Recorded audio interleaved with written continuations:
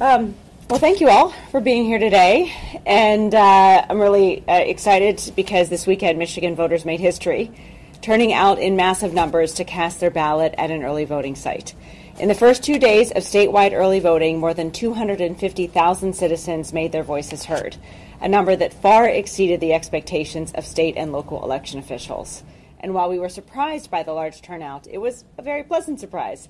Clerks were well prepared. The processes and systems that they had in place ran smoothly, and overall, Michigan's first day of voting in a general election was a huge success. Precincts all over the state reported strong turnout and enthusiastic voters.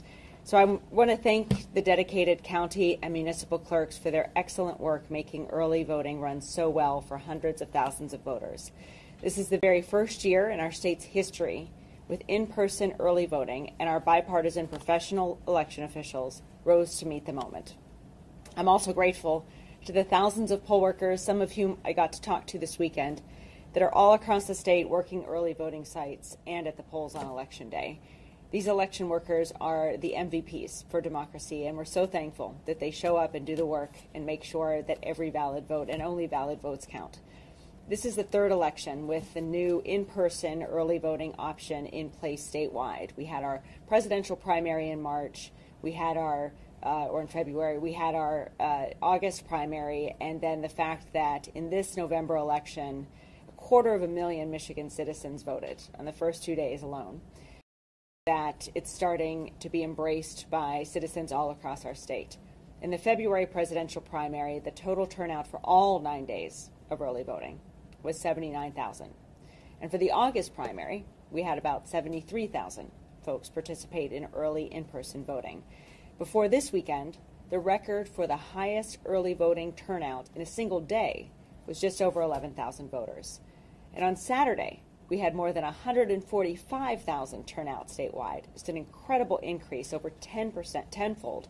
And I was able to visit some of these sites around the weekend and was really inspired to see so many excited voters, all who wanted one of our I voted stickers, many of them the werewolf sticker, but all of them really also excited to cast their vote in this historic election. And there's even more good news. As of this morning, more than 1.5 million Michigan voters have submitted their vote from home. Their absentee ballot or voting from home. They chose to vote from home and then return their ballot either through the mail, in person, or at a drop box. And that total of 1.5 million really underscores how many citizens are engaged and actively involved in this election and eager to have their voice heard. What that means is nearly a quarter of the state's active registered voters, 24%, have already cast their ballot in this November election. Now I want to break down those numbers just a little bit and talk about some early voting and voting by geography. So Oakland County and Washtenaw County are leading the state. They're the major counties with turnout. Oakland seeing 27.5% of its active registered voters having cast a ballot, and Washtenaw leading the state with 29.7, almost 30% of active registered voters participating in that election, in this election so far. In Detroit, more than 12,000 citizens cast their vote early in person in the first week of early voting here. I was one of them. And meanwhile, more than a fifth of Kent County voters who cast their ballot did so on Saturday and Sunday. That's almost 21,000 votes early. We're seeing interesting trends also by age and gender. While almost 2/3 of Michigan citizens who voted by mail are older than 60, a full 61% of those who early voted so far are under 60, and a large group of those are young voters. 13.5% of early voters are under 30. We continue to see a gap between men and women also participating this early in the election. Of all the votes cast to date in Michigan's elections, 55% are from women and 44% are from men.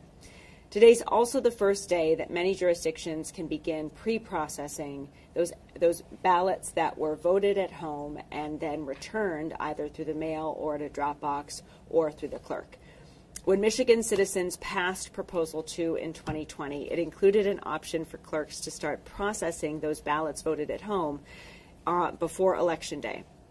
Jurisdictions with more than 5,000 residents can have up to 8 days of pre-processing, and every jurisdiction in Michigan option for an extra day. So for this election, 245 jurisdictions will start processing those ballots that are received through the mail or at drop boxes or dropped off at election offices before Election Day. And it's important to remember that although the ballots will be run through the tabulator, results will not be generated or visible until after the polls close at 8 p.m. on election night. Now, there's still plenty of time for Michigan citizens to get out and vote. Early voting sites are open all this week, every day, through Sunday, November 3rd. You can visit michigan.gov/earlyvoting to find all the information you need, including the location of an early voting site and hours of operation in your community.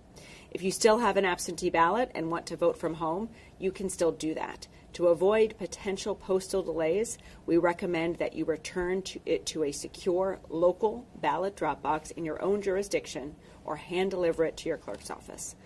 Now, if you're a military or overseas citizen, the clerk If you're not voting for military or overseas, the clerk must receive your absentee ballot by 8 p.m. on Election Day, or else it won't be counted. And polls will be open from Tuesday, November 5th, of course, from 7 to 8 p.m. on Election Day, which is now the last day to vote in this election.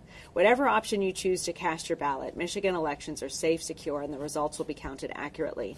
And you can visit michigan.gov/vote for voting information, facts about our elections, and see your jurisdiction's sample ballot. Now I'm happy to take any questions. Yeah. Secretary Benson, I know at least one clerk in opting not to pre-process absentee ballots. I don't know if there are others, but I'm wondering if you think that's a mistake and if it's going to significantly delay election night results. I would hope every clerk take advantage of every option to ensure efficiency, security, and accuracy when processing and tabulating their votes. We have been in touch with the Warren clerk and offered her any support that she needs to ensure the efficient tabulation and secure tabulation of the votes in her city. I had hoped, we certainly hope, that she would choose to take advantage of the option to begin pre-processing ballots returned to her through the mail or at a local drop box, like most of the state, prior to Election Day. I won't pass comment on the decision that she made, which is within her purview to make.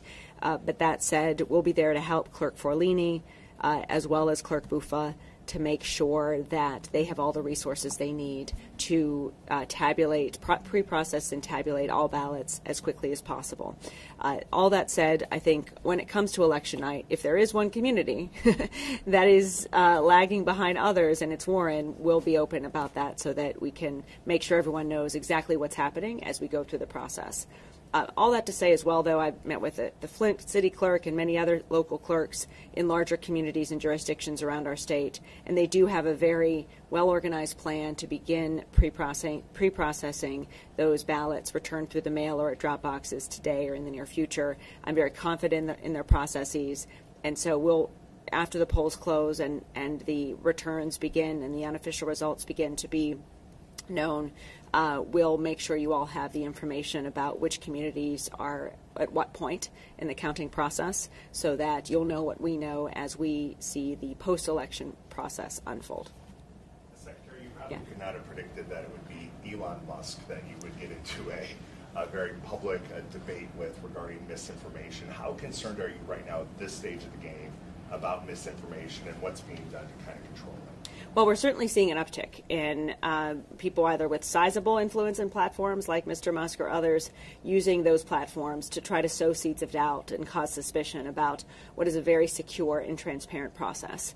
We hope that in particular, well, I would have hoped that someone as influential as Mr. Musk would use that influence to help spread actual factual information about our elections. We hope others will choose to do that, and some have. But for every citizen, you can go to michigan.gov/election facts to see all potential conspiracy theories put to rest through the facts and the details of what we do to protect the security of our elections, and really encourage all citizens to seek out multiple and trusted sources of information, and also to be prepared for an uptick in misinformation and confusing statements and allegations to occur in the days ahead.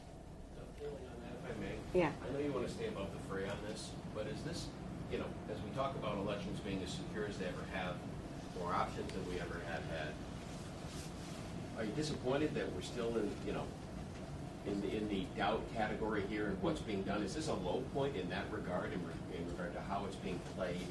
If you understand the gist of the question. In terms of people still casting stones of doubt around our election? And the attacks that they're taking on it.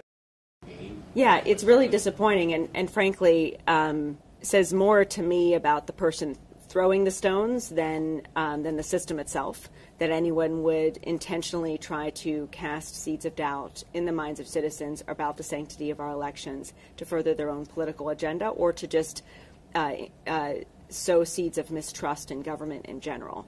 It's really disappointing, but what I've also seen over the last several years as it's unfolded, not just in Michigan but nationwide, is the response of many citizens are fooled by the misinformation.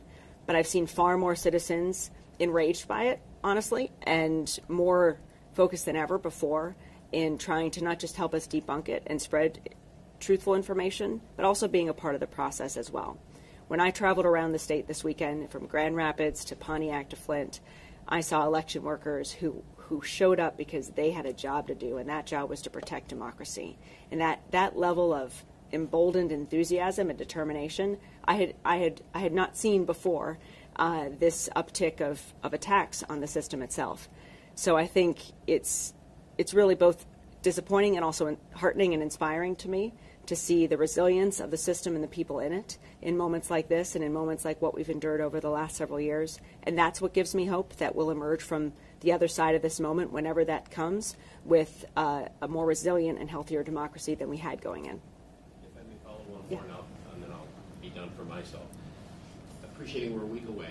Yeah. Are we on track in your estimation for record turnout? And I'm curious on election night, once the polls close, we talked about Warren. Are we expecting it's going to be the next day? Do you think election night will have a good indication of which way the state's going? Just curious your thoughts, where you sit. Yeah, a couple things. One, in 2020, it was a close election, and we knew within 24 hours polls closing on late in the day on Wednesday what the unofficial results were. And so that's my rubric. We know in 2020 we had 2/3 of our citizens voting from home. And we know clerks couldn't begin processing those ballots until Election Day. And we also know it was our highest turnout ever in state history. With all of those factors and a global pandemic, we had our results within 24 hours of the polls closing. So based on that, I know we'll at least have it by then this time, right? We have a number of other factors in our favor, most significantly the fact that pre-processing starts today, not on Tuesday, November 5th. I anticipate many communities will be probably most of our communities will be finished tabulating all of their ballots on election night.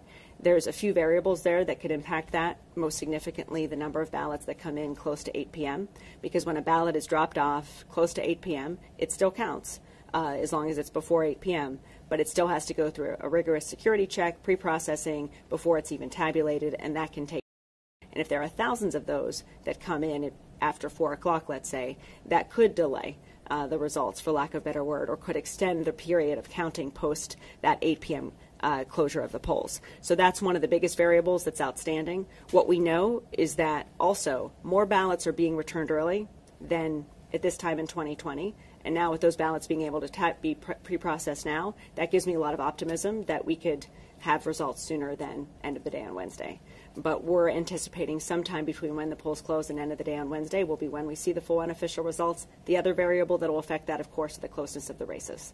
And if races are particularly close, there may be recounts and other things that unfold in the days that follow that keep us in the unknown column. And so we'll see how all those things unfold. But that said, we'll, after the polls close, hold a press conference, let you all know what we're seeing, what we expect, and give you some more details at that point. The last thing I'll say on that, for citizens who want those results in as soon as possible, get your ballots in now, because again, if you wait until 7:30 p.m. to return your ballot, that is one of the most significant factors that can extend the time between when the polls close and when those unofficial results are known. Oh, go ahead, Lauren. All right, Lauren. Okay. Another conversation I'm constantly hearing is that, are you anticipating any challenges? A lot of people have the visual of, several elections ago when people were banging on the doors and the windows and there was a lot of intimidation. Are you anticipating that again, or any sort of challenges? as I go out and I talk to people as well, they're like, what if this happens again? Yeah. We hope for the best, but plan for every contingency. In fact, after our conversation here today, I'm going to be heading to Huntington Place to do a walkthrough of the plans in Detroit for the absentee counting board. So yes, we are working with MSP and the Attorney General's office, as well as the Detroit Police Department and many others, and the Detroit City Clerk, to be prepared for anything and to protect our election workers. I'm glad we have more laws than we had in the past to make it clear it's a crime if you threaten an election worker in their line of work. We also want to continue encouraging transparency, so we invite observers from both parties to watch and observe within the confines of the law. So we'll be monitoring all those pieces. I was in Flint and a few other places, Muskegon, to just look at how their plans are and do a similar walkthrough and assessment. Overall, I'm optimistic and hopeful that people will understand there's no upside to disrupting our elections. We have security provisions in place to make sure we protect our workers and we protect the votes of every Michigan citizen.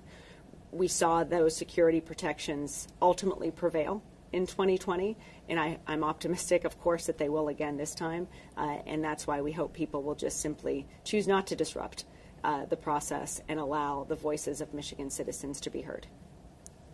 Yeah. Secretary, I have a question from a local voter that reached out to me this morning. It's an interesting question. I haven't heard of this before. They recently voted absentee in one of our cities, and they said that they got a call from San Jose saying that their ballot was voided. So they went to their city hall, and their city hall said that their signature didn't match the one that the state had on file. And they actually told them it was because their driver's license was renewed in the last year, and it's so small on the new driver's license that this is a problem people are having who just got their driver's license renewed. They had to go through the process again at City Hall, and they were able to vote. But is this a problem that you've seen so far? Well, we know not with that level of specificity and detail. But what I will say is what that illuminates to me is that clerks are being very rigorous in checking the signatures of the ballots that are sent in, and they should. We want to make sure that's the ID check. That's how we ID and validate to ensure that it's a valid ballot and should be tabulated, cast by an eligible voter. So what that story illustrates to me is the rigorous signature check that's in place, and that the clerk did what they're supposed to do, which is contact the voter and give them an opportunity to cure it and make sure their ballot is counted. I have one more question because this voter asked me to ask it. Their worry is, what about people who don't answer that call from San Jose? Yeah. Because we are getting so many phone calls right now. What would you want voters to know? Because they said they got a couple and they were blocking it, thinking it was spam. Well, a couple of things. One, you can go to michigan.gov to check if you're voting from home and you're returning your ballot through the mail, you should go to michigan.gov/vote to confirm that your ballot was received. And if you have any questions, contact your clerk proactively to just confirm that it was validated and counted. Everyone can do that, and certainly also clerks will reach out directly to voters if there is an issue. And so on that note, also, be open to hearing from your clerk if they do contact you with any sort of question. Many clerks will try not just calling but emailing if they have other information about the voter. So we know democracy is a team sport, and we need to work together, especially if you're voting from home in that way. And michigan.gov/vote can be a great starting point to just confirm that your ballot was received and counted. Or if you see anything awry, contact your clerk to find out what's wrong. Okay. Secretary Benson, I've heard reports of long lines at the early voting sites this weekend, 2 hours in Rochester, an hour in Southfield. Did you hear from any local clerks that voters were leaving those lines and not able to vote early as they had hoped to? No, people who showed up the first day of voting were probably so excited that they showed up as soon as they could to vote early that I don't think they would leave. I didn't hear any reports of people leaving. So it's strange because oftentimes long lines on election day are something we want to avoid, and that's why we encourage people to vote early. Long lines the first day of early voting, which I saw personally every single early voting site I went to in Ann Arbor, in Pontiac, in Flint, and in Grand Rapids yesterday. All throughout the day were really almost celebratory lines. There were people who were so excited to cast their ballot in this election that they were happy to wait. They were happy to talk amongst each other and sort of celebrate the moment of being part of a historic day for our state as well. And so it's a very different dynamic than on the last day of voting, where there's more anxiety and people have limited time. Just a quick follow-up, do you expect the lines to be shorter in the subsequent days of early voting? We'll see if the line. I mean, yes, we saw 145,000 people participated on Saturday. 105,000 citizens voted on Sunday. So we may see a dip throughout the week. We may see an uptick again next weekend. So we'll see. I mean, this is one of the benefits, I guess you could say, of data collection in this very first presidential election with early voting in place. We're seeing just how enthusiastic citizens are. I actually think we'll probably potentially see longer lines on Saturday and Sunday, because what we observed in early voting in February and in August was the last 2 days of early voting were the highest turnout days. And what this may also predicate or suggest is we'll also see a lot of turnout on the last day of voting as well. So all of that will be ready as it unfolds. And I think our clerks, what we saw on Election Day is how our clerks met that moment, that even with the long lines, people went through efficiently. The process went well. People were joyful in casting their ballots, however they were choosing to vote. And so I think we'll continue to see that play out throughout the days ahead. Yeah. So it's been noted that there's been issues with the programming of the bats, specifically Yes. from Dominion. Mm-hmm. Why was that only caught in the past few days, and why can't it be fixed? I saw the release. Yeah, this is a nationwide issue with Dominion voter access terminals in the counties that use them. And the voter access terminals, of course, not all the machines, just the ones that are accessible, have an issue with the straight party voting and a programming issue that's, again, affected the machines nationwide. And I think all of us that use Dominion machines were unhappy to learn about this during the testing period and as early voting began. So we're working with Dominion to seek accountability on that front, and also are working with our clerks to ensure voters are aware of this programming issue that will require them to ensure they are voting every section on the ballot. Do you think it's a bigger issue in Michigan because we do allow voters to cross over in ways that a lot of other states don't? Because we have straight party. It's not struck me as I've talked to my other colleagues in other states. They're just as upset about it as we are. So, yeah, or surprised, I think. Yeah. Yeah. An online question for you here. Okay. Kyle, can you please state your name and organization, please? Hello, this is Kyle Malin, the editor. Hi, Kyle. Hey, thanks for taking the question. I appreciate it. I know you addressed the Warren clerk just a minute ago, but are there other municipalities that you are aware of where they are not doing the pre-processing of the absentee ballots? No. Just her. Okay, thank you. I think I have one more question.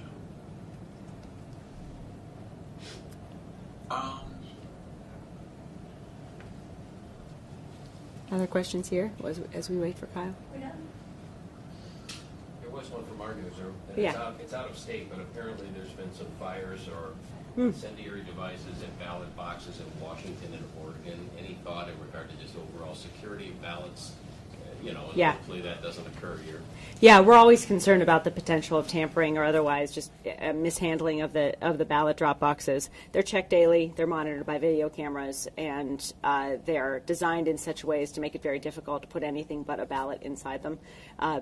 So we'll continue to monitor. We also recognize that sometimes folks might do that at one place to create a story and to cause fear or make people afraid to use the drop boxes, and we don't want to amplify unnecessary fears. The drop boxes in Michigan are safe. They're monitored. They're checked every day. And again, you can, once you drop your ballot off, you can call your clerk to make sure it was received. You can go to michigan.gov/vote to confirm it was received. And there's a number of other ways to make sure that you can be vigilant in ensuring your ballot is ultimately counted. Do you know how many there are? How many drop boxes? Yeah. There's one for every 15,000 citizens in our state. Thank you. Yes. Could you speak to the importance of the bottom of the ballot locally for people who are in Michigan? Because a lot of times people vote the top president and they forget all about the local one of the reasons I actually think we're seeing long lines, one of the reasons that I've seen across the state is that these ballots are long and they're 2 pages. And so people are taking their time with them if they choose. I know even when I filled out my ballot at the early voting center right here in Detroit, and it took me a while to just work through and make sure I was participating in every part of the ballot that I could. So all that to say is we want people to be careful and thoughtful and informed and engaged as they fill out their ballot, do their research ahead of time. It's one of the reasons that voting from home can be very helpful as well, because you can take as much time as you need and then return your ballot at your convenience. So all of those things we want voters to be mindful of. We know there are a few races like the presidential, like the Senate race, like state house races, like congressional races that are capturing a lot of attention right now. But there are a lot of other important judicial races, school board races, millages, and other things on the ballot in communities around the state that we want people to be thoughtful about and participate in voting as well. If I'm a novice voter, my first couple of times, does the state provide information or a site where I can go to see who does what as a candidate? Yeah, vote411.org is a great resource from the League of Women Voters that's set up to help answer questions for candidates or for citizens about the candidates on the ballot and other information. And then at michigan.gov/vote, you can actually get your sample ballot for your jurisdiction so that you can print it out ahead of time and do research, Google all the names, and find out what other additional information you might want to know before filling out your ballot. Secretary Benson, I know that Detroit is the only municipality where a voter with an absentee ballot can't go to their polling location on election day and insert it into the tabulator themselves. I don't quite understand why that is, but I'm hoping you might be able to walk us through that. Well, when the law was passed to make early voting, all the laws were passed by the legislature to make early voting possible. It was decided, as I understand it, to enable. I don't know if Detroit is the only city that does this, or if you can do it statewide. But my understanding was that in any place you could bring in your absentee ballot and either spoil it or choose to fill it out and vote it yourself through the machine. Kyle, last question. Okay. All right. Well, don't worry. We'll be having a lot of these over the course of the next few days, so I'm sure I'll see you all again soon, and just reach out to our office if you have any questions. Thanks.